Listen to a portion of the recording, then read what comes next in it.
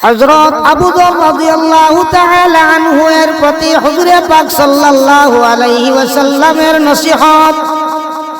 হযরত আবু যর রাদিয়াল্লাহু তাআলা আনহু বলেন, হুজুরে পাক সাল্লাল্লাহু আলাইহি ওয়াসাল্লাম ফরমাইয়াছেন যে আমি তোমাকে পরহেজগারি ইখতিয়ার করার জন্য নসিহত করিতেছি, কেননা ইহা যাবতীয় বস্তুর মূল। এবং কুরআন শরীফ তিলাওয়াত ও জিকিরের প্রতি যত্নবান হও, কেননা উহা দ্বারা আসমানে তোমার আলোচনা হইবে এবং জমিনে তুমি নূর লাভ করিবে। অধিকাংশ সময় চুপ থাকিবে, যেন ভালো ছাড়া অন্য কোনো কথা তোমার মুখ হইতে বাহির না হয়। চুপ থাকা শয়তানকে দূর করে এবং দিনের কাজে সাহায্য করে। অধিক হাসিবে না, যেহেতু উহা দ্বারা অন্তর মরিয়া যায়। সর্বদা জেহাদে অংশগ্রহণ করিবে, কারণ ইহাই আমার উম্মতের ফকিরি। গরিব মিসকিনদের ভালোবাসিবে, তাহাদের সঙ্গে অনেক সময় উঠা বসা করিবে।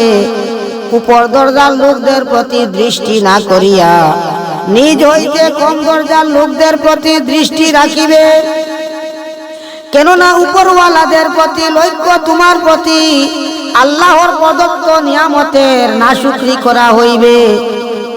আত্মীয় স্বজনের সম্পর্ক ঠিক রাখিবার চেষ্টা করিবে, যদিও তাহারা তোমার সহিত সম্পর্ক ছেদ করে।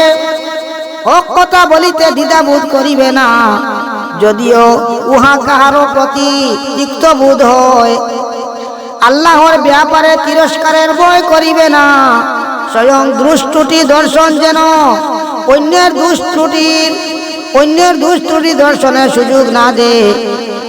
তোমার মধ্যে যে দোষ রহিয়াছে, সে দোষ অন্যের মধ্যে দেখিয়া রাগান্বিত হইবে না। হে আবু যর, নেক তদবির হইতে বড় বুদ্ধিমত্তার কাজ আর কিছুই নাই, এবং নাজাইজ হইতে বাঁচিয়া থাকাই সর্বোত্তম পরহেজগারি এবং সচ্চরিত্র হওয়ার মতো শরাফত ও ভদ্রতা আর কিছুই নাই। আল্লাহ পাক পরওয়ারদিগার আলমে হুজুরের নসিহতের প্রতি আমল করার তৌফিক দিক। আমিন।